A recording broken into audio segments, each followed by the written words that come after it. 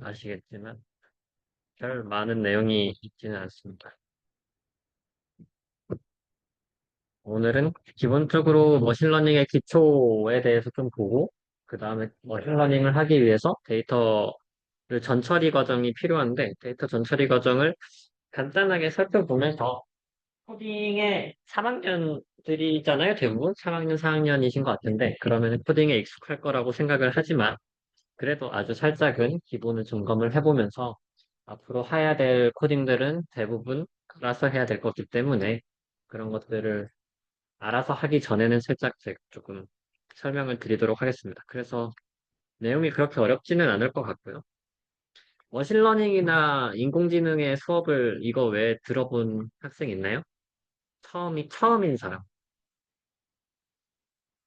처음이신 분들이 어쨌든 조금 있을 테니까 말씀드렸다시피 딥러닝의 전 단계가 머신러닝의 수업인 거고 머신러닝에서의 용어들이나 이런 것들이 다 공용으로 사용되기 때문에 그것을 익숙해진데 초점을 맞췄어요. 여러분들이 나중에 AI에 관심이 있으시다면, AI에 관심이 있으시니까 이 수업을 들었겠죠?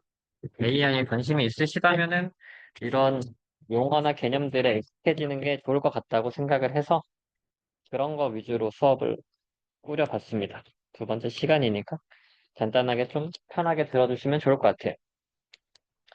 그래서 머신러닝, 기본적으로 머신러닝 혹은 AI, 딥러닝, 이 범주가 이렇게 세 개로 나눠요. unsupervised learning, supervised learning, reinforcement learning으로 나뉘는데 각자 다 다뤄볼 거고요. 근데 RL은 마지막 시간에 렉처를 하나만 할 거고 RL은 사실 여기에서의 좀 결이 좀 다른 애여가지고 RL을 위한 수업이 따로 있어요. 저는 RL을 좋아하는 사람이고 RL을 하는 편인데 인공지능공학과의 안우진 교수님이 RL 하시는 저랑 비슷한 거 하시는 교수님이고 그 외에도 또 RL 하시는 교수님들이 인하대에 있는 걸로 알고 있어요. 그러니까 강화학습에 관심이 있으시다면은 강화학습 수업을 따로 들으시는 것을 추천드립니다. 안우진 교수님이 강화학습 하면서 저번 학기, 봄 학기에 수업을 했었는데 맨 처음에 하시는 어떤 말씀이 그랬다고 해요.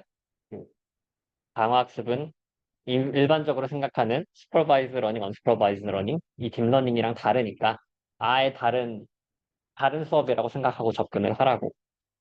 RL 자체에서는 딥러닝이 물론 딥러닝이 들어가서 딥 RL로 들어가긴 하지만 딥 RL이 들어가기 전까지 RL의 러닝은 완전 다른 개념이라서 네 그냥 이것도 인공지능이냐라고 하는 느낌이 들 수 있을 거예요. 저는 딥 RL로 러닝 베이스드 컨트롤을 하는 사람이고 제가 대학원 수업을 이번에 러닝 베이스드 컨트롤을 열어서 수업하는 게 사실상 딥 RL 수업인데 어 어렵긴 하지만 저의 목표가 수업을 만든 이유 중에 하나가 미국의 대학들은 학부생부터도 그런 수업을 듣고 있기 때문에 우리도 따라가야 되지 않을까 하는 욕심이 조금 있어서 여러분들이 4학년 때 혹시 대학원 수업을 같이 들을 수 있다면 들어봐 주시기를 추천하는 바입니다. 물론 어렵겠지만. 그리고 우리가 주로 할 것은 이 unsupervised learning과 supervised learning인데 supervised learning에서 크게 클래시피케이션과 리그레션에 대해서 다룰 거예요. 클래시피케이션은 말 그대로예요. 어떤 것을 분류하는 문제인 거고 이미지 클래시피케이션이 대표적인 예시죠. 맨날 하는 게 강아지와 고양이 사진을 두고 나서 이렇게 모델을 통해서 구분하는 클래시피케이션. 사진을 보여줬을 때 이게 강아지냐, 고양이냐 이런 거 맞추는 게 클래시피케이션이라고 볼 수가 있고. 저번 시간에도 말했는데 루닛이라는 인공지능 AI 회사들이 있어요. 다이아고니스틱스 그러니까 엑스레이 같은 거 사진을 봤을 때 거기에 있는 사진만으로 얘가 뭐 병이 있냐, 기흉이 있냐, 뭐 이런 것을 알아가는 것들이 다 클래시피케이션 문제라고 볼 수가 있겠죠. 리그레션은 클래시피케이션은 약간 디스크릿한 레이블이 있는 거고, 그러니까 강아지다, 고양이다. 강아지와 고양이의 중간값은 없잖아요. 있나요? 사자와 타이거의 중간값이 그건 혼합 교배를 했었던 것 같긴 한데, 하여튼 웬만해선 없죠. 디스크리트 레벨로 되어 있는데, 리그레션의 문제는 컨티뉴어스한 레이블의 문제라고 볼 수가 있습니다. 그래서 첫 번째로 리그레션에 다루고 클래시피케이션에 다루고 뭐 이러면서 이렇게 점점 이것을 어떻게 다룰지에 대해 알고리즘을 할 거고, 그 외에 언스퍼바이즈 러닝은 얘네들은 레이블이 있는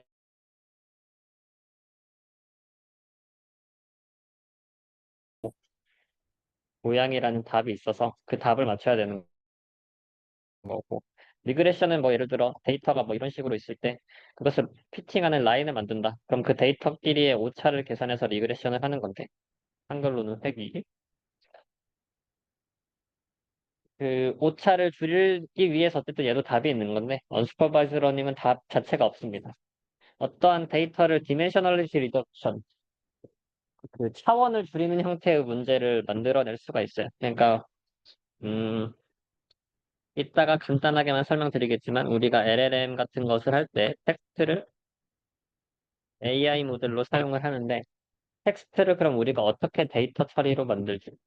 그러니까 데이터 처리할 수 있는 데이터로 만들려면 결국 0과 1, 컴퓨터는 다 0과 1이니까 0과 1의 조합 혹은 숫자로 만들어야 될 거잖아요. 이 숫자로 만들었을 때 어떻게 데이터를 잘 처리할 수 있을지 뭐 이런 것들에 대해서 볼 수도 있을 거고, 클러스터링은 클래시피케이션이랑 조금 비슷하지만 강아지랑 고양이가 각자의 레이블이 있을 때 맞추는 거랑 달리, 강아지 사진, 고양이 사진이 막 있을 때 알아서 머신러닝 자체가 그것을 분류하는 과정이라고 볼 수 있겠죠.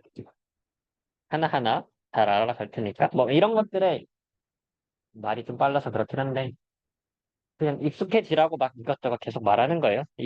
이런 단어들에 익숙해지면은 좋을 것 같아서. 머신러닝의 전반적인 시스템이 굴러가는 흐름은 이렇습니다. 먼저 데이터를 얻고요. 데이터를 열심히 얻다 보면 그 데이터가 막 모이는데, 그 데이터에서 우리가 뭐 데이터를 부분적으로 못 얻은 거가 있을 수도 있고, 뭐 그 데이터가 필요 없는 부분이 있을 수도 있고, 필요한 데이터 피처라고 하는데 이 피처만을 뽑아냅니다. 그래서 우리가 활용할 수 있는 데이터 셋을 이렇게 잘 구축을 해놔요. 그럼 데이터 셋에서 트레이닝 셋과 테스트 셋으로 이렇게 나눠서 데이터 셋을 구분을 하고, 나는 트레이닝 셋에서 이제 뭔가 머신러닝 모델을 만들어야겠죠? 여기에서 만들 때, 어, 데이터 셋을 여기서 또 프리 프로세싱을 하는데 노멀라이제이션이나 피처 익스트랙션을 여기서 뭐 한 번 더 할 수가 있거나, 디멘셔널티 리덕션 같은 여러 가지 알고리즘들을 이용해서 프로세싱을 합니다. 데이터 처리 과정을 마친 후에 ML 알고리즘을 통해서 프리딕션 모델을 설계를 하는데, 여기에서 그 ML 알고리즘이 가지고 있는 하이퍼 파라미터가 있을 거예요. 그래서 하이퍼 파라미터를 튜닝하면서 튜닝에 따라서 모델의 성능이 달라지겠죠. 그러니까 모델을 만들고 그 이벨리에이션은 테스트 셋으로 하고, 테스트 셋으로 했을 때 성능이 좋으냐 안 좋냐를 따져서 이 튜닝을 계속 왔다 갔다 하면서 머신러닝 시스템이 구축이 된다고 볼 수 있겠습니다. 그래서 그 다양한 그러니까 다양한 이 머신러닝의 용어들에 익숙해져야 될 것 같아서 이런 것들을 좀 정리를 해보려고 해요. 인스탄스는 잘 안 쓰는 말이긴 하지만, for example, 에- 우리가 영어를 할 때 for example이라는 말을 굉장히 많이 쓰죠. 이게 동의어로 for instance라는 말을 앞으로도 쓰길 바래요. 혹시 여러분들이 영어를 하실 때가 있으면. 즉, example이란과 동일하다는 뜻인데, 그러니까 데이터에서 자체의 example, 샘플을 인스탄스라는 말을 씁니다. 또 observation이라는 말도 쓰고, 얘네들은 결국 다 input x에서 y로 가는 모델을 학습을 한다고 하면 x에 해당되는 단어들이에요. 데이터 샘플, 이 x, y의 페어를 데이터 샘플이 어떤 i번째의 페어라고 합시다. 그것을 데이터 샘플이라고 하고, x와 y가 가질 수 있는 데이터 공간을 샘플 스페이스라고 합니다. 그리고 이 x를 피처라고 부르기도 해요. 그러니까 부르는 말이 굉장히 많아요. input, instance, observation, feature를 x라고 보면 될 것 같고, 이 반대로 y를 output, target, C라고 보면 될 것 같습니다. 특히 타겟은 뭐 슈퍼바이즈 러닝에서 한정적으로 쓸 수 있는 말인 것 같긴 한데, 어쨌든 목표물, 우리가 이걸로 X에서 Y로 가는 함수를 학습하려고 하는 거니까, 이것을 타겟이라고 부를 수 있어. 트레이닝, 데이터 트레이닝, 샘플 트레이닝 셋, 뭐 비슷비슷한 말이고, 결국 데이터가 뭉쳐져 있으면 셋이라고 부르는 거고, 하나하나의 데이터는 샘플이라고 부르는 거고, 음, 밸리데이션 셋, 테스트 셋에 대해서는 조금 더 나중에 얘기를 하도록 할게요. 아, 그리고 이 Y를 타겟이라고도 하고, 레이블이라고도 합니다. 라벨, 레이블, 네. 그래서 이것을 인풋 피처니까 얘 X가 가질 수 있는 공간을 인풋 스페이스, 피처 스페이스라고 하고 Y가 가질 수 있는 공간을 레이블 스페이스라고 하고 그라운드 트루스는 실제의 Y 값, 우리가 뭔가 X에서 Y로 가는 함수를 통했을 때 실제의 Y 값을 정확하게 알아야 되잖아요. 그것을 뭐 정답이다라는 측면에서 그라운드 트루스라고 하는데 왜 그라운드죠? 왜 그라운드라고 할까요? 그냥 트루스면 트루스지 왜 그라운드지? 또 저도 금방 궁금해서 찾아봤는데 챗GPT한테 물어보니까 예전에 뭐 항공 같은 비행기를 통해서 이렇게 지도를 다니면서 맵을 만들잖아요. 그럼 맵을 만들었을 때 그 맵을 뭐 대략적으로 이렇게 비행기에서 이렇게 열심히 그려가지고 우리나라 지도가 이렇게 생겼어 하겠죠.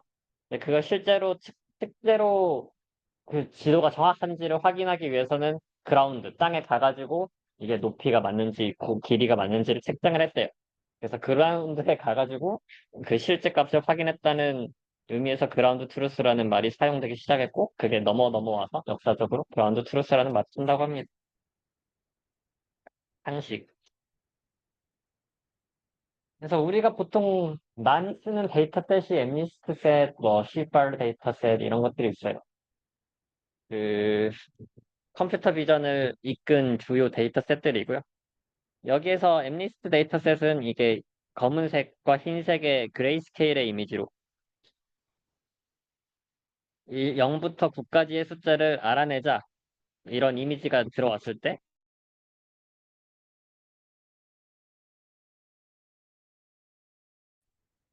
여기에서 그럼 이러한 이미지의 실제값 우리가 원하는 값은 레이블 그리고 레이블이 없다 레이블이 0이다 레이블이 4다 뭐 이런 식으로 볼 수가 있겠죠. 깃발10 데이터셋 아니면 10개가 레이블이 있거나 100개가 레이블이 있거나 해서 10, 100 데이터셋인데 여기에서 뭐 예시들을 보면 뭐 소, 다이나소어, 애플, 보이 뭐 이런 다양한 범주의 카테고리의 사진들이 있고 얘네들이 실제로 클래시피케이션을 할 수 있는지에 대해서 맞추는 데이터셋이라고 볼 수 있습니다. 그런 측면에서 샘플 스페이스를 확인해 보면 우리가 코인 토싱을 한다고 했을 때 동전을 던졌어요. 그럼 앞이냐 뒤이냐 해서 0, 5, 1에 이렇게 데이터 스페이스가 만들어질 수가 있겠죠. 동전을 헤드 올 테일로 볼 수도 있을 거고 동전을 두 개가 던질 수 있으면 두 개의 가능한 공간은 HH, 헤드가 두 번, HT 이렇게 공간이 만들어질 수가 있었죠. 엠리스트 데이터셋에서 X, 인풋 스페이스. 아, 여기에서 말을 잘못하긴 했는데 샘플 스페이스가 아니라 피처 스페이스라고 하는 게 맞고 이걸 합쳐서 샘플 스페이스라고 합니다.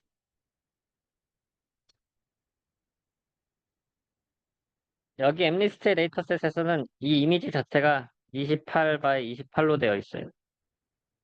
그리고 각 픽셀의 값이 있는데 보통 우리가 이미지에서 픽셀 썼을 때는 0부터 255까지 256개의 밸류가 들어갈 수 있게 되어 있습니다. 이게 컨티뉴어스한 것처럼 보이지만 사실은 다 디스크리트한 밸류에 0.1이라는 값을 넣을 수는 없어요. 그래서 256개의 0부터 256, 255까지의 각자의 픽셀의 밸류가 있고 그 픽셀이 28 by 28이기 때문에 255에 28 곱하기 28이라는 엄청나게 큰 스페이스의 인풋을 가지게 됩니다. 18 데이터셋은 그레이스케일이 아니라 RGB이기 때문에 여기에서는 일단 32 x 32고요. 하나의 픽셀이 RGB를 가질 수가 있어서 R도 256개, G도 256개, B도 256개여서 곱하기 3이 추가로 붙습니다. 그래서 굉장히 작은 형태의 이미지이긴 하지만 겨우 32 by 32 by 32 by 32 정도의 작은 이미지이긴 하지만 거기에 가질 수 있는 데이터의 양은 엄청나게 크다는 걸 볼 수가 있어요. 샘플 스페이스는 그렇고 레이블 스페이스는 말했듯이 엠리스트는 0부터 9까지 했었죠. 뭐 18, 10은 10개의 레이블이 있는데 이런 형태의 카테고리의 사진들이 저장되어 있다고 해요. 그래서 얘네들을 사진을 보면서 맞추는 작업이라고 볼 수 있어요.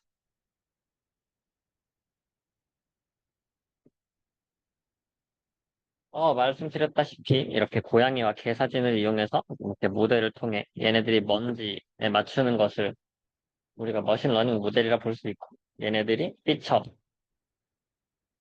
혹은 인풋, 인스턴스, observation이라 보고 얘를 라벨, 아웃풋, 타겟이라고 볼 수가 있어요. 데이터셋을 보통 나눠서 하는데 그게 트레이닝, 밸리데이션, 테스트 셋으로 많이 나눠서 검증을 해요. 많은 경우에서는 우리가 그냥 밸리데이션까지도 잘 안 가긴 하고 밸리데이션은 좀 크리스틱하게 가는 경향이 있고 트레이닝과 테스트 셋으로만 데이터셋을 나누 우리가 일단은 데이터셋을 왕창 모아요. 왕창 모은 다음에 머신러닝 알고리즘 만들어야 되는데 트레이닝을 하는 건 결국 머신러닝이라는 것 자체가 데이터셋을 통해서 머신러닝의 파라미터를 학습을 하는 거잖아요. 그래서 그 과정에서 이 트레이닝에 소요되는 데이터셋이 필요한데 트레이닝으로 세타를 알았기 때문에 세타는 정답을 알고 있는 거고 이 머신러닝 모델은 우리가 모르는 형태의 새로운 데이터셋에 적용을 해야 되기 때문에 테스팅 셋을 따로 놔두어 줍니다. 처음부터 그래서 트레이닝 셋과 테스트 셋을 구별을 해놓고 트레이닝 셋으로만 이 세타를 학습을 하고 테스트 셋에 대해서 이 세타에 대해서 이벨루에이션을 합니다. 근데 이거는 최종적인 이벨루에이션이고 최종적인 이벨루에이션 전에 트레이닝을 했으면은 테스트를 해봐야 될 거 아니에요? 그러니까 결과가 얼마나 좋은지를 트레이닝 셋이 아닌 다른 형태의 데이터 셋으로 테스트를 해보면서 그 테스트에 맞춰서 모델에 피드백을 줘가지고 어떻게 이것을 뭐 트레이닝 할 때의 파라미터를 조금 바꿀지, 하이퍼 파라미터를 바꿀지를 결정을 해야 되는데 그걸 밸리데이션 셋으로 나눠서 합니다. 무슨 말이냐? 우리가 뭐 다양한 형태의 머신러닝 모델이 있다고 합니다. 같은 모델이어도 돼요. 리니어 리그레션이라고 하면 다음 시간에 배우겠지만 아니면 뭐 뉴럴 네트워크 모델이라고 하면 뉴럴 네트워크나 뭐 리니어 리그레션에 사용될 수 있는 다양한 하이퍼 파라미터들이 있어요. 뉴럴 네트워크라고 했을 때 뭐 드랍아웃을 몇 개 쓸지, 레이어를 몇 개 쓸지, 하이퍼 파라미터들이 다양한 우리가 머신러닝에서 옵션을 줄 수가 있고 그 옵션에 따라서 학습이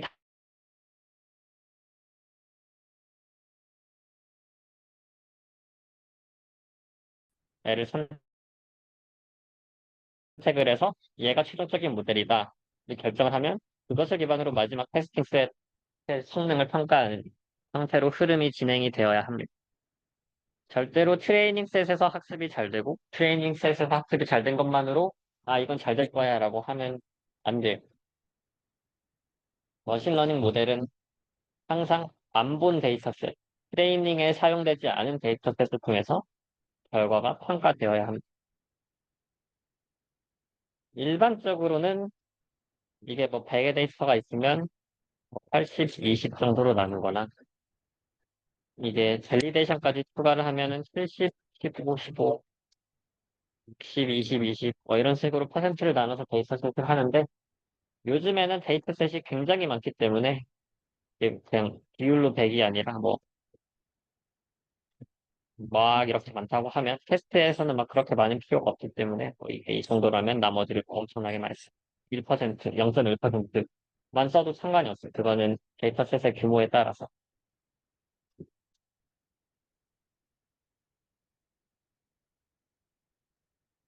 피처라는 말이 조금 혼동될 수가 있는데 음,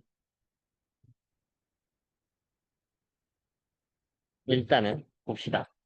지금 이 첫 번째 머신러닝 모델은 사람의 이름과 나이와 인컴을 통해서 메리지 스테이터스를 파악하는 머신러닝 모델이라고 합시다. 이름이 피처인지 모르겠지만, 뭐, 이름이 좋으면 결혼을 잘할 수도 있으려나요? 차은우면 결혼을 잘하려나? 뭐, 여튼, 그, 우리가 가지고 있는 데이터셋에서의 결국 피처가 인풋이라고 생각할 수가 있고, 인풋은 우리가 실제적으로 우리가 만들어서 해야 되는 거잖아요. 고려를 해야 되는 거잖아요. 어떤 것이 과연 이 메리털 스테터스에 영향을 미칠지를 사람이 판단을 해가지고, 거기에 뭐 네임이 있을 수도 있고, 에이지가 있을 수도 있고, 인컴이 있을 수도 있고, 또 뭐가 있겠죠? 뭐, 키, 몸무게, 뭐, 당등등등의 요소가 있겠죠. 그런 것을 사람이 결정을 해가지고, 머신러닝이, 얘가 결혼했을까, 안 했을까, 판단해 볼 수가 있을 것 같습니다.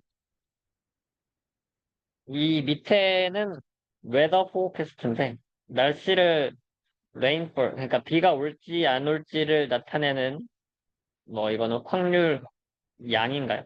얼마나 양을 나타내는 문제라고 했을 때, 그럼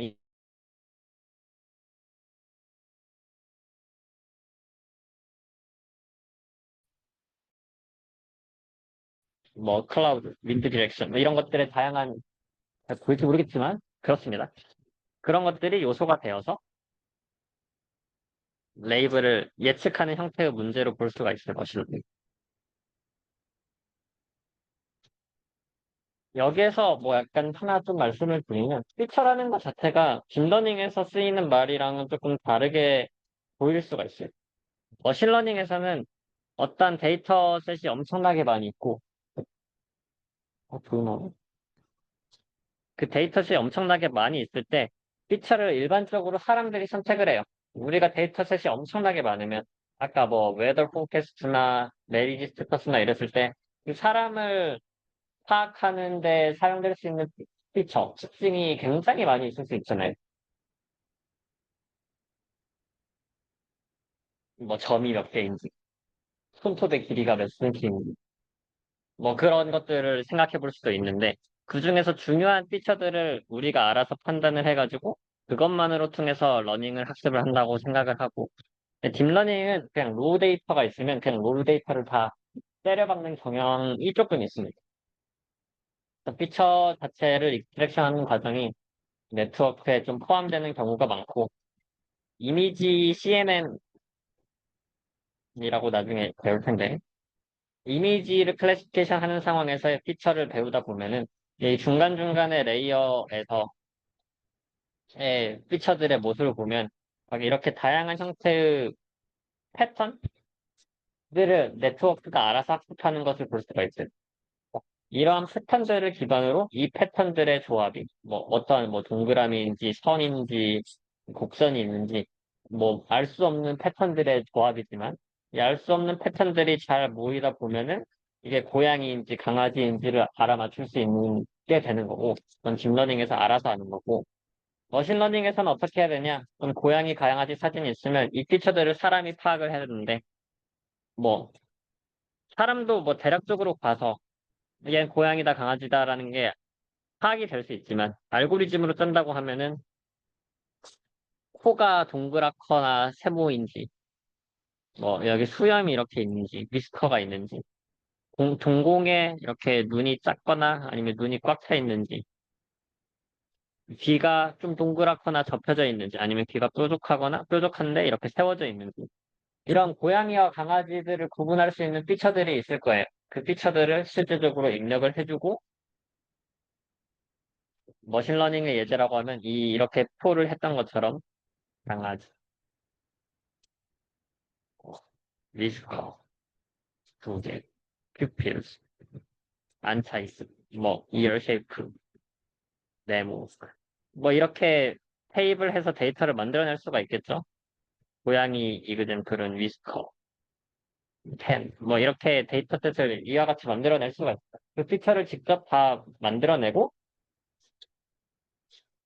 판단하는 과정이 일반적인 머신러닝이라고 볼 수가 있겠습니다.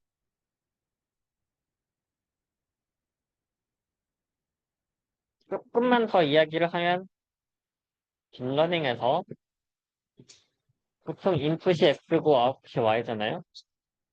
여기서 피처를 우리가 일부러 하나를 더 배워서 X에서 Y로 바로 가는 게 아니라 Z라는 중간 과정을 거쳐서 Y로 가는데 이것을 피처라고 부르는 경우도 있어요.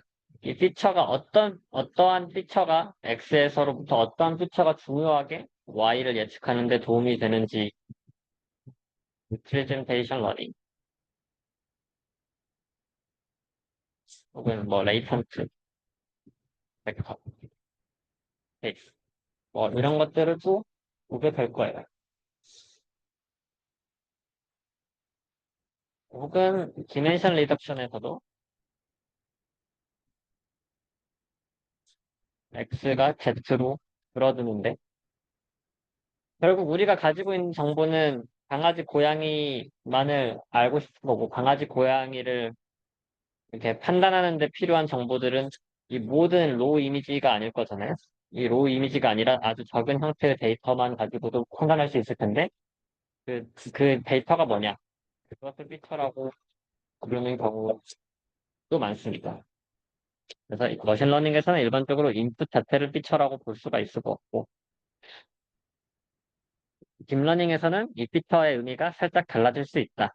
조금 더 하이 레벨의 인풋의 특징이라고 볼 수가 있고 사람이 강아지와 고양이를 판단하는 데는 조금 더 딥러닝으로 비슷하게 작동을 하는 것 같아요. 우리가 강아지 고양이를 보고 아, 얘 귀가 더 세모났네, 네모났네, 아, 코가 동그랗네 이런 것을 막 분석해서 강아지다 고양이다라고 판단하기보다는 그럴 때도 있지만 그냥 보자마자 강아지네, 보자마자 고양이네 하잖아요.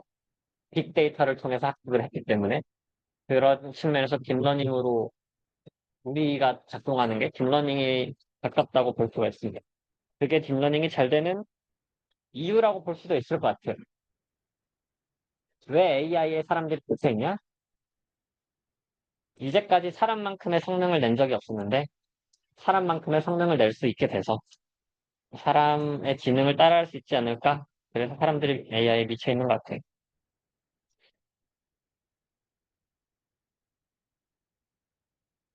너무 캐주얼한가요, 서브?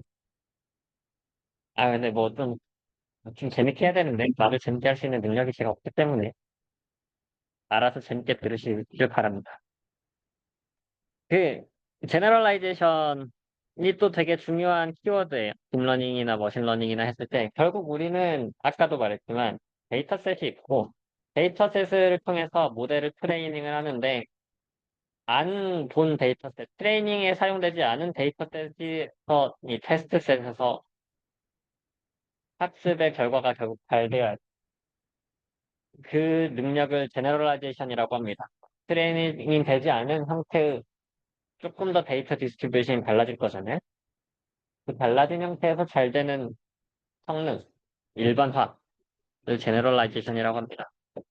거기에서 이게 트레이닝이 너무 많이 되면, 오버 트레이닝이 되면 이 데이터셋에만 너무 치우쳐져가지고 다른 데이터셋에서는 잘 작동이 안 될 수가 있어요.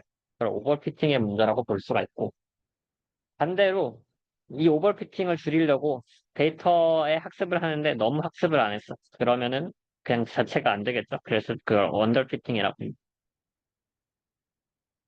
인터폴레이션, 이퀄스 엑스트라폴레이션, 언서턴티, 인덕티브 바이어스는 조금 더 이따 설명을 할게요.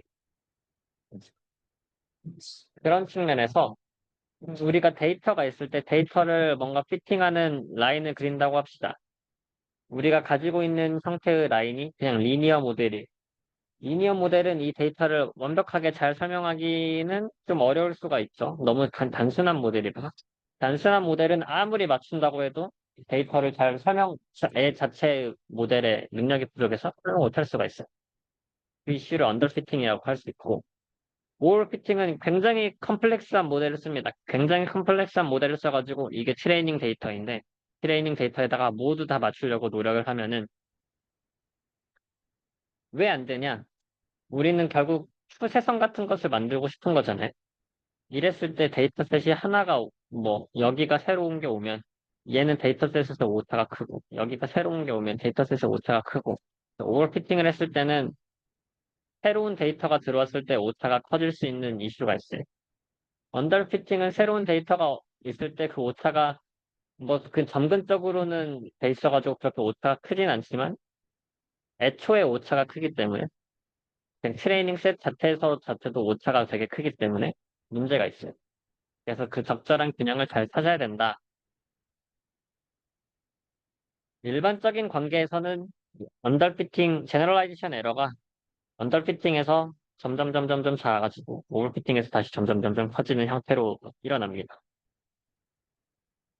이게 바이어스와 베리언스의 트레이드 오프가 있는데 언더피팅에서는 바이어스가 높다는 것은 데이터 오차가 처음부터 크다는 거예요.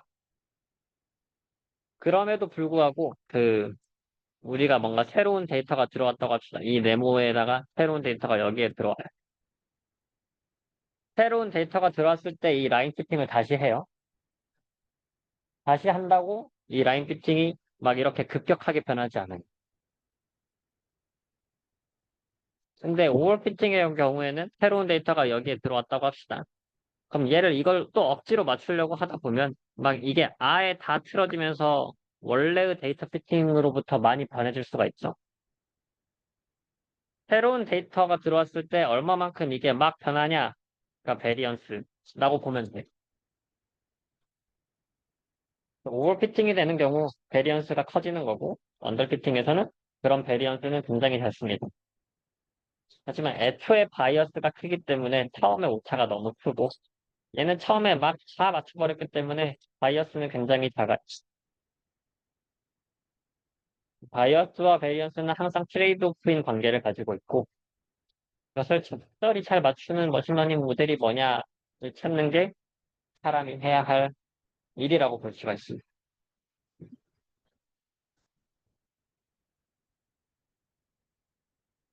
uncertainty, 불확실.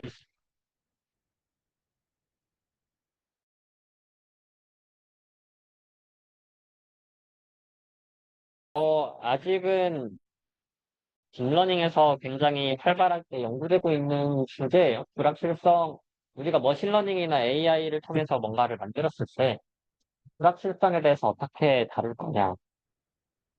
테슬라가 자율주행 자동차를 만들고 있잖아요. 테슬라가 자율주행 자동차를 만들 때 사고가 많이 나고 있죠. 맨날 나가지고 막 테슬라 주가가 떨어지고 이러는데 날 때마다. 어, 네. 주가가 떨어질 때마다 사고가 나서 주가가 떨어질 때마다 여러분들이 주식을 하면 돈을 잘 벌 수 있지 않을까 생각을 하는데 여튼 그 불확실성을 지금 테슬라도 구글이도 뭐 이렇게 잘 못하고 있으니까 이것을 어떻게 정확하게 완벽하게 만들어낼 거냐 해결할 거냐는 아직 오픈된 퀘스천인 것 같고 근데 그 과정에서의 그냥 컨셉만 말씀을 드리면 우리가 줄일 수 있는 불확실성이 두 가지 종류가 있어요. 하나가 알레오토릭, 하나가 에피스테믹이라고 불리는데 영어 단어가 조금 어렵지만 얘는 모델 언설턴티고 얘는 데이터 언설턴티라고 보통 불려요. 그 모델 언설턴티는 뭐냐? 우리가 가지고 있는 머신 러닝 모델에서의 가지고 있는 불확실성이 얘는 그러니까 모델이 가지고 있는 거기 때문에 데이터를 못 취득한 부분이라고 생각하면 되고 데이터를 못 취득한 부분에서는 당연히 얘가 어떻게 반응을 할지가 모르죠. 예를 들어 음, 그러니까 이런 예시인 건데, 데이터셋을 우리가 막 이렇게 열심히 모아놨는데, 이 데이터셋에 맞춰서 피팅을 했어요. 그럼 피팅을 하다 보면은, 이렇게 피팅을 할 수도 있는 거고. 근데 결국 우리가 알고 있는 정보는 여기만이잖아요? 여기에서는 어떻게 될지 몰라요. 얘가 사인파로 흘러갈지, 이렇게 쭉 갈지, 얘가 이렇게 적당히 갈지, 다양한 형태의 펑션이 가능할 수가 있죠. 데이터셋을 모르는 과정에서는. 그 상황에서의 언설턴티라고 보면 됩니다. 데이터를 못 얻었기 때문에 모델이 가지고 있는 언설턴티. 이 상황에서 우리가 데이터를 추가로 얻는다. 다양한 언설턴티가 생기는데 데이터셋을 만약에 여기에서 한 뭐 이렇게 얻었다고 합시다. 그럼 얘는 이렇게 올라갈 수 있는 가능성이 높아지겠죠? 데이터셋을 여기서 이렇게 얻었다고 합시다. 그럼 얘는 이렇게 계속 내려가는 형태의 모델이 피팅이 돼야겠죠? 즉, 에피스테메릭 언설턴티는 데이터를 추가적으로 얻으면은 줄일 수 있어요. 그게 모델 언설턴티입니다. 반대로 알레어토리 언설턴티는 말했듯이 데이터 언설턴티라고 불릴 수 있는데 이미 충분히 데이터가 많이 있어요. 충분히 데이터가 많이 있는데 데이터 자체가 가지고 있는 뭐 노이즈나 불확실성이 있어가지고 얘 자체가 이렇게 범주가 있어요. 아무리 우리가 모델 피팅을 정확하게 한다고 해도 오차가 이 정도는 생길 거다라는 게 발생을 하잖아요. 그 말을 알리오트릭 언스턴티라고 부릅니다.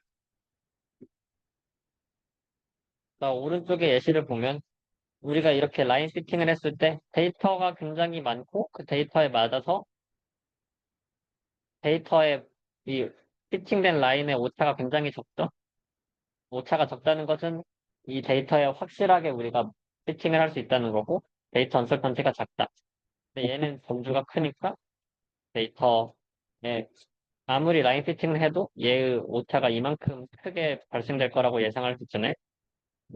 알리어트리 건설턴티가 높다라고 볼 수가 있고 데이터가 없는 부분에는 에피스티 건설턴티가 있다라고 볼 수가 있습니다. 건설턴티는 이렇게 두 가지 종류로 볼 수가 있어요. 우리가 보통 줄이고자 하는 것은 이 에피스테믹 건설턴티를 줄이고자 하는 거고 데이터를 더 취득할 수 있다면 데이터를 더 취득하기 위해서는 에피스테메틱 언서턴티를 추정해서 이쪽에 데이터를 더 얻어야 돼라고 할 수가 있는 거고 알레토릭 언설턴티는 아무리 데이터를 얻어도 줄일 수가 없는 거기 때문에 뭐 얘는 어찌할 방법이 없어요. 그럼 어찌할 방법이 없을 때는 이 언설턴티를 그래도 매저만 할 수 있다면 여기에서의 우리가 아웃풋을 줄일 수는 없는데 얘의 아웃풋이 그래도 어느 정도의 바운더리 안에 있어 라는 것을 알 수 있다면 그거에 대해서 조금 더 정밀하게 머신러닝 모델을 만들 수가 있겠죠. 세이프티와 관련된 이슈인데 아까 뭐 테슬라의 자율주행이라고 한다면 우리가 왼쪽으로 갔을 때 사고가 날 확률이 별로 없는데 뭐 한 10%가 있어. 10%라도 있다고 하면 안 가야 되잖아요. 그러니까 그 언설턴티의 범주를 안다고 하면은 뭐 그걸 줄이는 방향으로 머신러닝을 만들어서 로버스트한 강건한 머신러닝 모델을 계획할 수가 있습니다.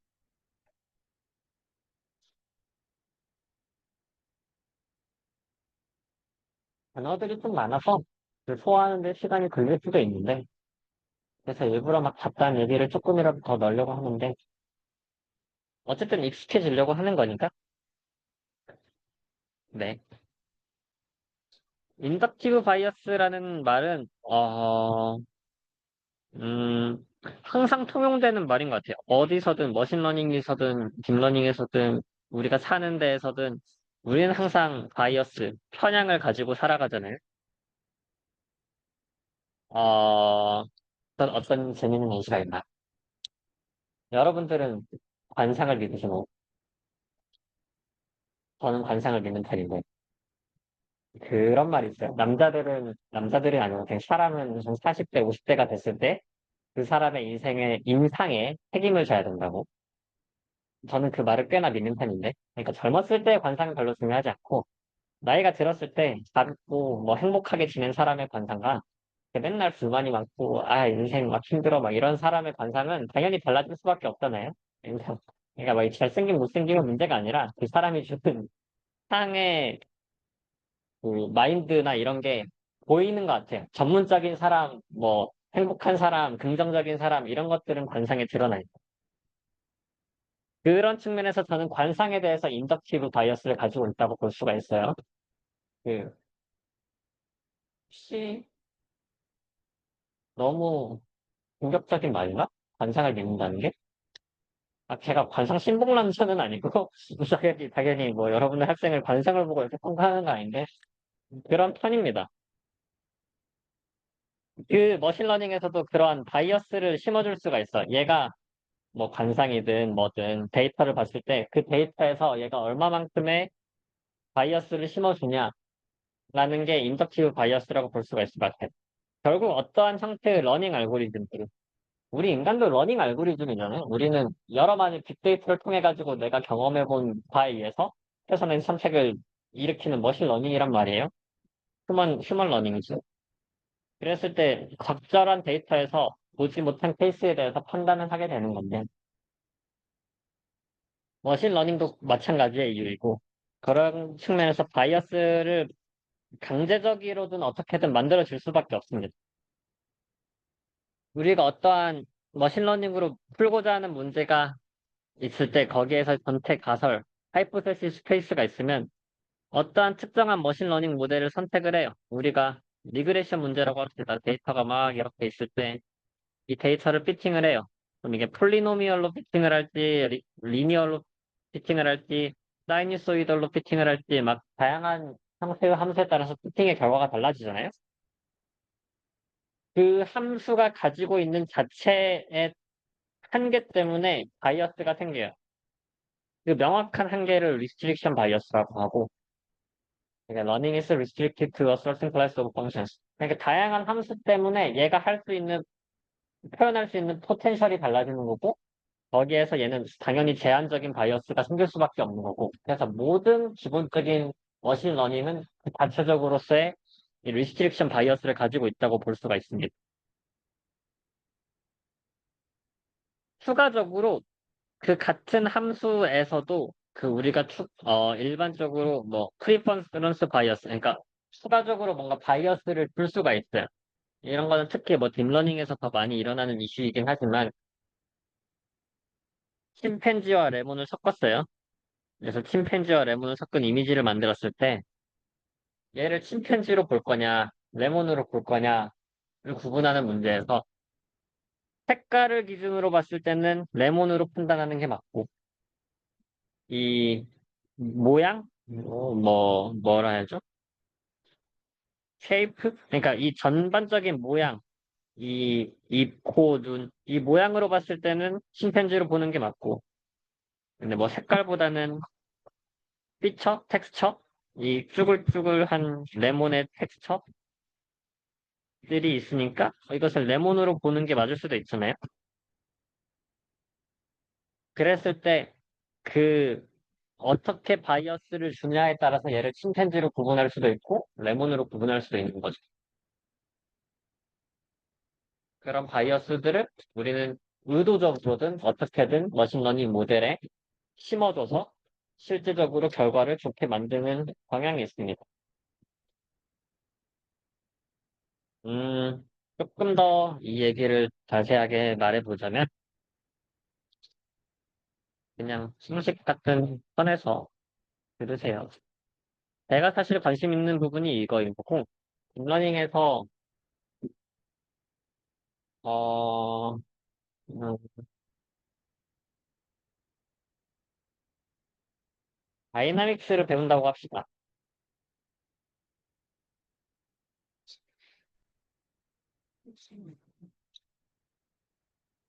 다이나믹스나 뭐 피직스 같은 것을 배운다고 했을 때 일반적으로 딥러닝의 문제는 그거예요. 우리가 F는 MA를 배운다고 합시다.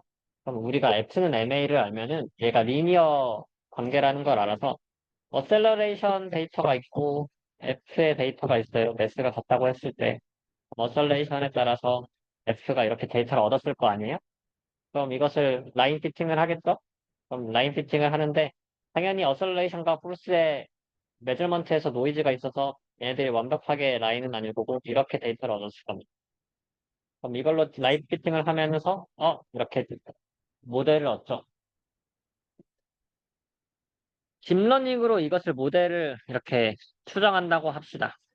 그럼 우리가 얻을 수 있는 어셀러레이션과 플러스의 데이터 레인지에는 한계가 있어요. 당연히 센서로서의 취득할 수 있는 한계가 있기 때문에 데이터를 얻을 수 있는 한계가 있어서 딥러닝으로 얻으면은 얘가 이렇게 쭈글쭈글하게 해서 학습이 되고 그 다음에 데이터가 못 얻은 부분에는 어떻게 학습이 될지 몰라요. 에피스티메틱 언서턴티가 생기는 거죠. 딥러닝은 훨씬 더 복잡한 모델이기 때문에 이걸 모르는 과정인데, 우리가 이미 F는 MA라는 것식을 알았다고 합시다. 그럼 얘는 딥러닝으로 모델을 할 필요가 없어. 그냥 리니어 리그레션으로 충분해.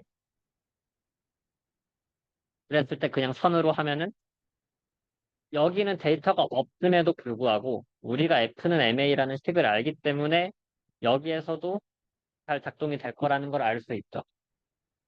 이걸 인덕티브 바이어스라고 생각을 하면 돼.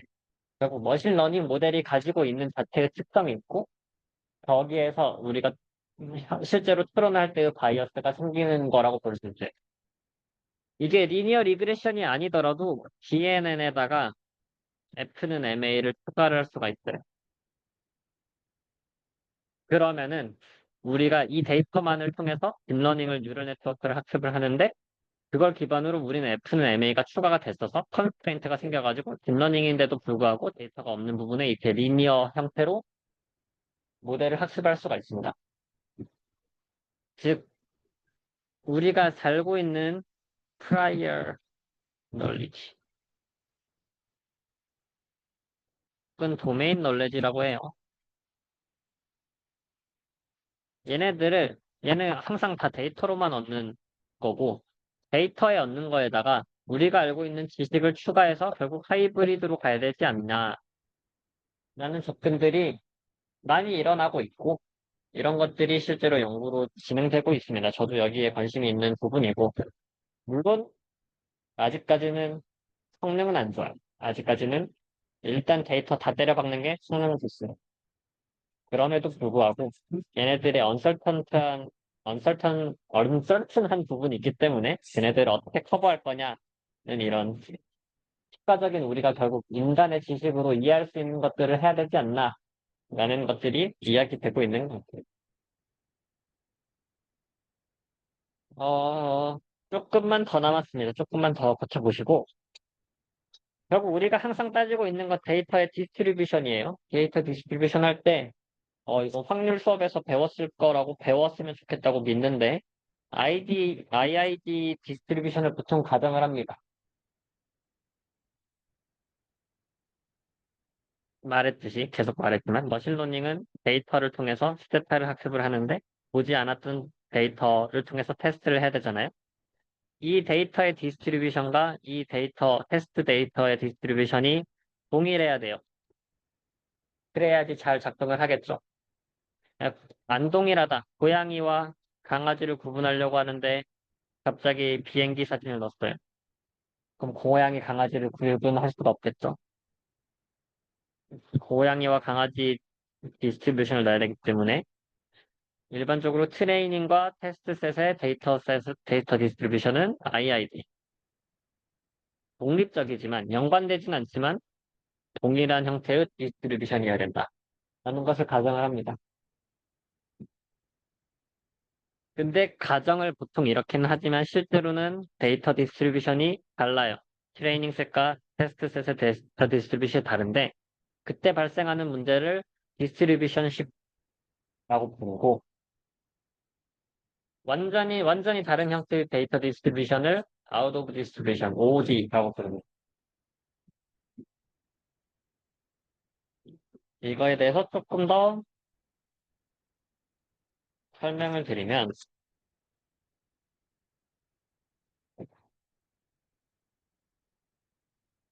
뭐 어떤 식으로든 뭐 모델을 학습할 때나 뭐 데이터를 취득했거나 했을 때 데이터 디스트리뷰션이 여러 개가 생겼을 텐데 예로 얻은 데이터 디스트리뷰션은 0, 1, 2, 3, 4, 5, 6, 7, 8, 9가 다 있어요. 그럼 다른 형태의 모델이든 학습을 할 때도 0, 1, 2, 3, 4, 5, 6, 7, 8, 9가 있어야지 동일한 형태의 데이터 디스트리뷰션이라고 할 수 있는데 IID라고 할 수 있는데 얘는 0이랑 4만 있고 얘는 5랑 7만 있으면은 전혀 형태 다른 데이터 디스트리뷰션이잖아요. 그래서 이런 경우가 데이터 디스트리뷰션이 달라진다라고 이해할 수 있어요.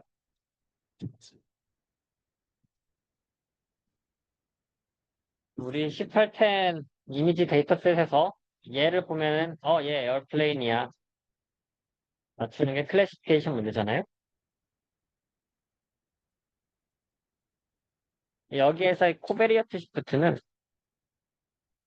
음, 코베리어트라는 말 자체는 그냥 X라고 생각하면 됩니다. 우리가 머신러닝에서 X에서 Y를 했을 때 인풋, 인풋이 바뀌었다라고 해요. 바뀐 형태의 문제예요.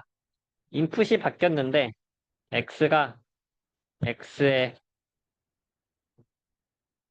이 뭐라 하죠?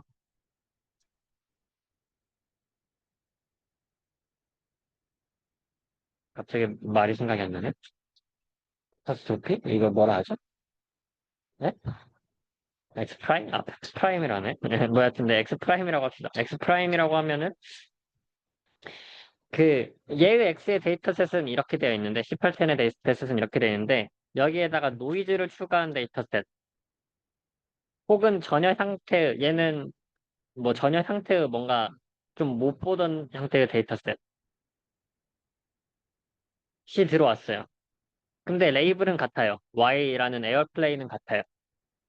X가 X햇으로 약간 다른 형태의 디스트리뷰션이 갔는데 우리가 결국 추정하는 문제는 X로부터 Y를 만들어내는 알아내는 문제인 거잖아요. 근데 이게 Y는 동일한데 X햇으로부터 알아내야 된다. X의 디스트리뷰션이 바뀌었다. X의 디스트리뷰션이 바뀌었다. 그걸 코베리티 시프트라고 합니다. 그러니까 디스트리뷰션이 바뀌었는데도 불구하고 이것을 잘 풀 수 있냐? 잘 풀 수 있냐기보다는 뭐 일반적으로 트레이닝과 테스트 세트 당연히 코베리티 시프트 문제가 가지고 있고 다른 형태의 도메인으로 넘어갔을 때도 잘 작동이 되냐? 어쨌든 비행기인 건 똑같이 비행기니까 맞춰야 되잖아요. 그런 문제들을 다루고 있을 걸 말을 하는 용어이고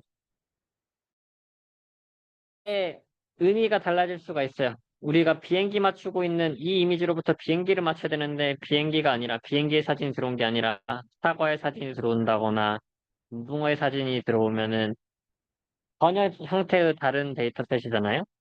X 자체가 Y 자체가 바뀌었죠. X랑 Y 전체가 바뀌었는데 그럼 얘는 우리가 포함하고 있는 문제가 아니라 그냥 그 원래 X가 가져야 하는 데이터 디스트리뷰션에서 완전히 벗어났다. 아웃 오브 디스트리뷰션이라고 봅니다. 아웃 오브 디스트리뷰션에서도 어쨌든 얘는 1810이고 얘는 1800이니까 뭐 비슷한 데이터셋이라고 볼 수도 있고 근데 얘는 완전 그레이스케일로 오브젝트의 데이터 디스트리뷰션이 뭐 0, 1로 나타내는 형태의 엠리스트로 바뀐다든지 아니면 전혀 형태의 다른 데이터셋을 바뀐다든지 하면은 점점점 OOD 자체에서도 멀어진다고 볼 수가 있겠죠.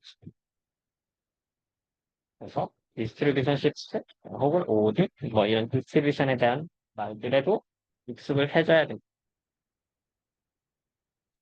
이게 뭐 이미지 클래시피케이션에서 우리가 강아지만 가지고 학습을 했는데 갑자기 고양이가 나타났다. 얘를 OOD라고 볼 수 있는.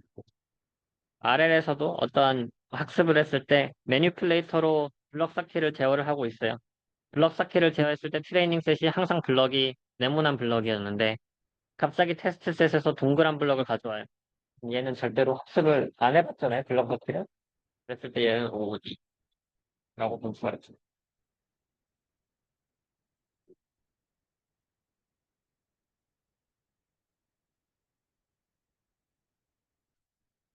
이거는 조금 더 시간을 짜야 하는 네. 음, 저는 이런 말을 많이 안 써봤는데, 컴퓨터 비전을 하시는 분들은 기본적으로 알아야 되는, 여러분들이 이미지 처리를 해야 된다라면은, 뭐, 기본적으로 알아야 되는 말이고, 우리가 보통 항상 따졌을 때 머신러닝에서의 모델은 어큐러시를 제일 많이 따지죠. 어큐러시는 우리가 전체 중에서 얼마만큼 맞췄냐. 강아지와 고양이가 있으면, 모델이 실제로 강아지냐 고양이냐를 판단을 할 거잖아요. 강아지라고 판단한 것 중에 강아지가 실제로 얼마나 있었냐. 강아지라고 판단한 것 중에 고양이라고 나와서 틀린 게 있고, 고양이라고 했을 때 실제로 고양이라고 해서 맞춘 게 있을 테고, 고양이라고 했는데 실제로 강아지에서 틀린 게 있을 거죠. 그러니까 실제로 관측한 게 어떠한 특정한 스페시픽, 뭐, 강아지다. 아니면은, 그러니까 true or false일 수도 있고, 강아지다, 고양이다라고 하면, 프레딕션 자체에서도 강아지다, 고양이다가 나올 수가 있죠. 네, 강아지다, 강아지다라고 하면 맞춘 거고, 고양이다, 고양이다라고 하면 맞춘 겁니다. 근데 그 반대로, 실제로 강아지인데 고양이라고 해서 틀릴 수가 있고, 실제로 고양이인데 강아지라고 예측을 해서 틀릴 수가 있죠. 그랬을 때 어떻게 틀렸냐에 따라서 이게 true positive, false negative, true negative 뭐 이런 식으로 나뉘어지는 것 같아요. 어큐러시는 이 전체를 다 합쳐서 결국 강아지 중에 강아지, 뭐 고양이 중에 고양이 그걸 다 합쳐서 정확도를 한 게 어큐러시인 거고 스페시피시티는 사실 잘 안 쓰는 것 같긴 하고 프리시전과 리콜이 제일 중요한데 전체 데이터셋에서 프리시전은 내가 강아지라고 한 것 중에 실제 강아지는 얼마나 있었냐. 리콜은 전체 강아지 데이터셋에서 내가 강아지를 얼마나 맞췄냐인 것 같아요. 이걸 조금 더 이해하기 쉽게 보면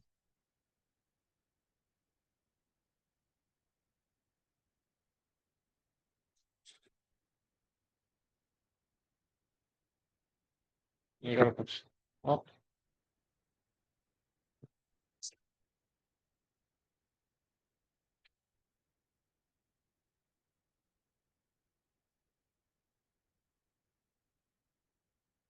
우리가 이 데이터셋이 있어요. 우리는 지금 보라색 네모를 true라고 볼 수 있고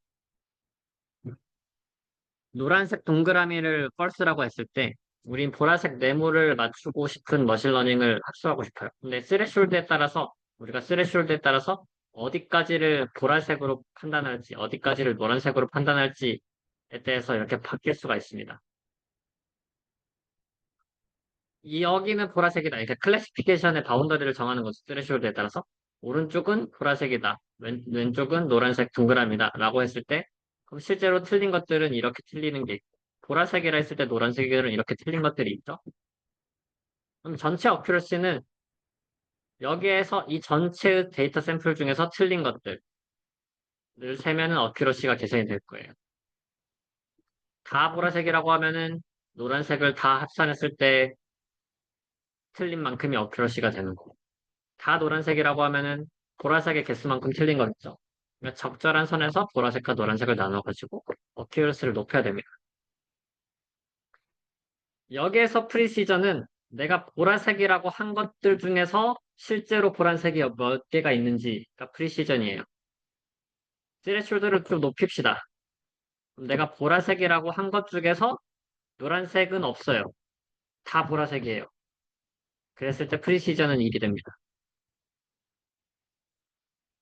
물론 네.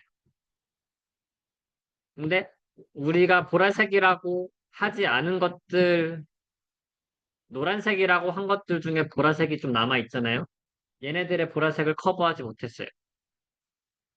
그게 리콜이라고 볼 수 있어요. 자, 리콜을 높이려면 스레숄드를 조금 더 낮춰가지고 보라색의 범위를 높여줘요. 보라색을 높였을 때 내가 실제로 보라색이라고 했었던 것 중에 전체 보라색 데이터셋이 있는데 이만큼 전체 보라색 데이터셋이 있는데 내가 보라색이라고 한 거에 이 전체 보라색이 다 포함되냐가 리콜이라고 보면 돼. 이만큼 스레숄드를 낮추면은 내가 보라색이라고 한 것 중에 다 보라색이 있어. 가 리콜이라고 볼 수 있겠죠. 그러니까 이게 1이 되는 거예요. 이해되시나요? 즉, 보라색이라고 했을 때 그 중에 다 보라색인지 아니면 몇 개의 노란색이 있는지 그 비율이 프리시전인 거고 전체 보라색 데이터셋 중에서 내가 보라색이라고 했을 때 그게 몇 퍼센트인 건지가 리콜이라고 보면 됩니다. 이 프리시전과 리콜은 어쨌든 상대적인 값인 거고 이것을 적절히 둘 다 높여야 돼요. 적절히 둘 다 높이는 상황에서 어큐러시, 프리시전, 리콜을 다 높이는 게 밸런스를 맞춘 형태의 모델이다 라고 볼 수 있습니다.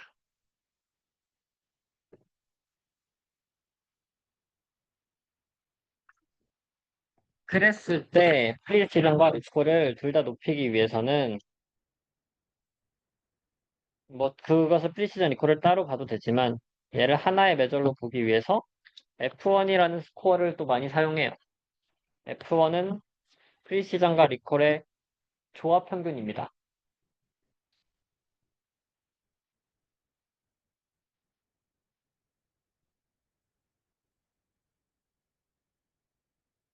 우리가 평균을 할 때 기압 평균, 조합 평균, 산술 평균 뭐 이렇게 하잖아요.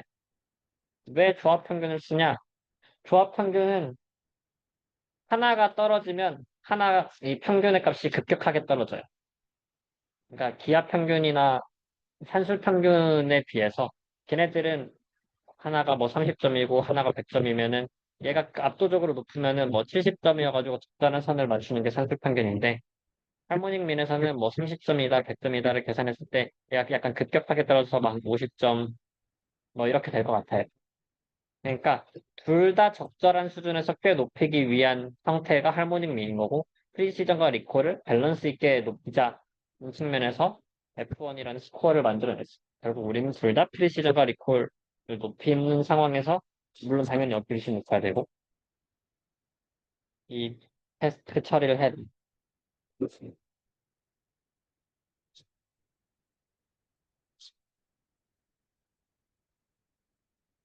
자, 민 스퀘어 에러, 루트 민 스퀘어 에러, 민 에버리지 에러 이런 것도 조금 더 익숙할 거라고 생각을 하는데 우리가 어떠한 프레딕션이 있고 타겟이 있을 때 오차를 계산을 하잖아요. 근데 오차에 보통 제곱을 계산을 해요. 왜 제곱을 하냐? 오차가 크게 멀어진 거는 우리가 좀 더 방지를 하려고 한다. 오차가 많이 멀어진 거에 대해서는 더 코스트를 많이 줘가지고 크게 틀리는 값을 없애겠다. 그래서 민스퀘어 에러를 하는 거고. 근데 이것은 제곱으로 하면 또 너무 커져버리니까 OOD에 취약합니다. 하나의 이상 데이터가 확 생겨버리면은 그거에 따라서 그 하나 때문에 오차가 확 커져버리기 때문에 그걸 좀 줄여야 된다. 그 측면에서 루트를 붙여주면 이 스케일이 제곱이 다시 그냥 원래의 스케일로 바뀌기 때문에 루트 민 스퀘어를 쓸 수가 있고요. 제곱이 아니라 그냥 에버리지 에러에는 앱솔루트 에러군요. 네, 절대값을 해가지고 오차 자체를 해서 계산을 하기도 하는데 민 앱솔루트 에러를 하면은 얘네들이 오차가 뭐 크기에 따라서 이렇게 되기 때문에 여기가 일단 그레디언트가 없어지고 이게 뭐 일정한 형태로 감속을 하는데 얘는 컨벡스한 펑션이라서 뭐 민스퀘어 에러로 보통 루트 민스퀘어 에러로 보통 코스트 펑션을 많이 만들어내는 것 같아요. 컨벡스 하다 보면은 아무래도 오차가 팍팍팍 들면서 빨리 처음에 빨리 수렴을 할 수가 있어요. 좋습니다. 아까도 이야기했던 거긴 한데 바이언스와 베리언스는 항상 트레이드오프 관계를 가지고 있고 당연히 제일 좋은 건 로우 바이어스와 로우 베리언스죠. 베리언스는 이만큼의 분포가 어떻게 분포가 되어 있냐. 바이어스는 실제 정답으로부터 얼마만큼 떨어져 있냐. 바이어스는 여기 이렇게 떨어진 거고, 얘는 바이어스는 없지만, 미는 아마 근처에 있을 텐데, 베리언스가 넓어진 거고. 베리언스와 바이어스가 둘 다 높으면 당연히 안 되는 거고. 하지만 얘를 완벽하게 맞출 수는 없으니까, 이 둘 중에서 어떻게 잘 그 중간값을 찾냐가 모델에서 우리가 설정을 해야 하는 문제라고 볼 수 있습니다. 거의 다 왔습니다. 우리가 클래시피케이션, 리그레션, 클러스터링, 디멘셔널리티 리덕션, 제너러티브 테스트 이런 다양한 머신러닝 테스트들을 앞으로 할 생각이고 그 대표적인 예시들이 클래시피케이션 두 데이터셋이 있을 때 얘를 어떻게 범주를 나눌 것인지 리그레션 어떻게 피팅을 해가지고 각 데이터를 단순한 모델로 설명을 할 것인지 클래시피케이션은 이렇게 구분해가지고 A, B, C 나누는 거라면 그 이 나눈 거를 뭐 비슷한 문제긴 한데 얘는 레이블이 있어가지고 얘는 뭐 고양이, 얘는 강아지라고 하면은 얘는 비슷한 데이터셋끼리 알아서 나뉘는 언슈퍼바이즈 러닝이라고 볼 수가 어소시에이션 데이터끼리의 관계를 찾는 거 그뭐 언슈퍼바이즈 러닝인데 이거는 뭐 잘 유명하지 않아서 잘 안 하고 아래 마지막으로 수업해서 뭐 이런 것들을 알고리즘으로 어떻게 구현할지에 대해서 볼 겁니다.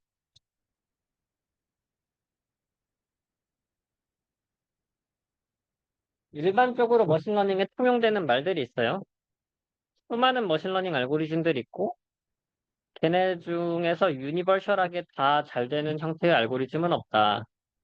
이게 결국 인덕티브 바이어스랑도 연관이 될 것 같은데, 각자의 머신러닝이 가지고 있는 뭐 특징이나 뭐 인덕티브 바이어스가 다를 거고, 걔네들에 따라서 잘 될 수도 있고 안 될 수도 있고, 데이터셋에 따라서 도메인에 따라서 다 다르기 때문에 노 프리런치. 우리가 그냥 아주 편하게 만능적인 알고리즘이 없어. 오히려 좋을 수도 있지. 오히려 만능적인 알고리즘이 없기 때문에 만능적인 알고리즘이 생기면 우리는 다 굶어 죽고 스탠포드 MIT가 다 때려잡을 거라서 못하는데 우리는 그 중간에 여러 가지 것들을 파악할 수 있어서 제가 살 수 있는 이유에 만능적인 머신러닝 수업이 있다. 물론 있지만 제 수업도 많이 스탠포드 렉처를 많이 참조해서 만들었는데 그게 만능적인 렉처라고 볼 수가 있지만 그래도 적어도 그건 영어니까 그건 한글로 하니까 그 제가 뭐 할 수 있는 여지가 약간은 있겠죠. 컬스 오브 디멘셔널리티. 우리가 피처를 설계를 하잖아요. 아까 뭐 메리지 스테터스를 뭐 나이나 성별, 이름 뭐 이런 다양한 피처들을 통해서 하는데 피처가 증가하면 증가할수록 그 스페이스는 익스포넨셜하게 증가를 합니다. 예를 들어 우리가 데이터 사람 1000명을 모았어요. 사람 1000명에 따라서 1000명에 따라서 메리지 스테터스를 구별했다고 합시다. 근데 나이에 따라서 1000명을 피팅을 하면은 나이에 따라서 에이지에 따라서 메리지, 올단 메리지 이렇게 뭐 데이터셋이 막 만들어질 거 아니에요? 그래서 그냥 구분을 할 수가 있을 텐데 그냥 결국 1000개의 데이터셋을 하나의 축으로 쓸 수가 있는 거죠. 근데 에이지가 아니라 뭐 하나가 더 들어갔자 뭐가 들어가는 게 좋지? 인컴이 있었죠? 그럼 에이지와 인컴에 따라서 메리지 스테터스가 되기 때문에 그냥 스페이스가 하나가 추가되는 거라서 한 엑시스당 가질 수 있는 데이터가 뭐 유효한 데이터가 결국 뭐 30 곱하기 30이 대충 1000이니까 33개씩 있는 거잖아요.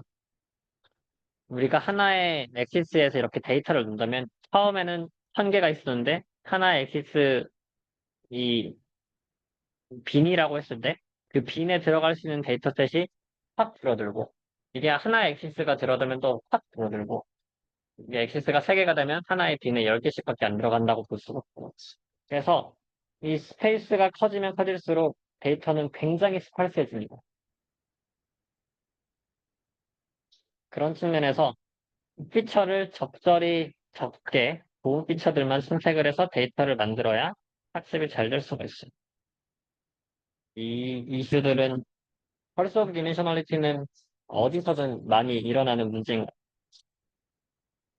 오캄스 레이저 이거는 철학에서 나오는 말이긴 한데 머신러닝에서도 약간 통용되는 말이고 가장 간단한 가정을 가지고 있는 애들이 좋은 모델이다. 왜냐? 심플한 모델일수록 제너럴라이제이션이 잘 돼요. 즉, 제너럴라이제이션이 잘 된다는 것은 테스트셋, 안분 데이터셋에서 학습 성능이 좋다는 거잖아요. 왜 심플한 모델이 잘 되냐? 우리 아까 얘기했었던 거긴 한데, 이렇게 심플한 모델일수록 복잡한 모델에 비해서 오버피팅이 안 돼가지고, 제너럴라이제이션이 잘 되는 경향이 있어요. 물론 밸런스가 제일 중요하긴 하지만, 오버피팅을 방지할 수가 있다는 거죠. 바이어스가 줄어들어서, 아니, 베리언스가 줄어들어서. 그 중에서, 그러니까, 다양한 머신러닝 모델이 있을 거잖아요. 다양한 머신러닝 모델이 있는데, 당연히 어큐러시가 제일 중요하고, 어큐러시를 기반으로 머신러닝 모델을 선택을 하는데, 근데 뭐 한 10개의 머신러닝 모델 중 한 5개의 성능이 비슷해. 5개의 머신러닝 중에서 그나마 가장 심플한 것을 선택을 합니다. 보통은 그래. 그게 그럼 제너럴라이제이션이 우리가 못 본, 모든 경우를 테스트할 수가 없으니까 안 본 테스트에서 잘 될 확률이 높기 때문에 이게 오캄스 레이저 그냥 통용되는 말. 바이어스 베리언스 트레이드 오프는 뭐 많이 했으니까 많이 이야기를 했으니까 넘어가. 이 정도로 조금 다양한 어, 단어들과 용어들에 대해서 대략적으로 알아봤는데 잠깐 쉬고 그 다음에 데이터 프리 프로세싱에 대해서 이야기를 하도록 합시다. 잠깐 쉬는 거는 20분까지 좀 더 쉴까요? 25분까지 쉽시다. 네.